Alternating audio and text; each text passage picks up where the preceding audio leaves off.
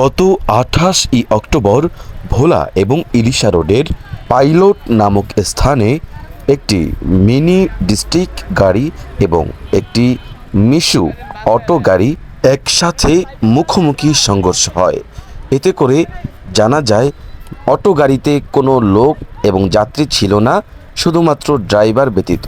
এতে করে ড্রাইভার গুরুতর আহত হন এবং তাকে তৎক্ষণাৎ ভোলা সদর হসপিটালের দিকে নিয়ে যাওয়া হয়।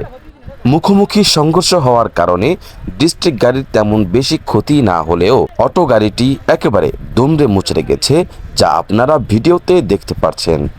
এই ভোলা এবং ইলিশা মহাসড়কটি একটি আরও প্রশস্ত মহাসড়ক হওয়া উচিত ছিল, কারণ প্রচুর গাড়ি এখান দিয়ে চলাফেরা করে। বিশেষ করে বড় মালবাহী ডিস্ট্রিক্ট গাড়িগুলো এখান দিয়ে চলাফেরা করে, কারণ ঢাকা অথবা বরিশাল থেকে যেই মালবাহী গাড়িগুলো ঢোকে তার একমাত্র চলাচলের পথই হচ্ছে ভোলা ইলিশা এই মহাসড়কটি।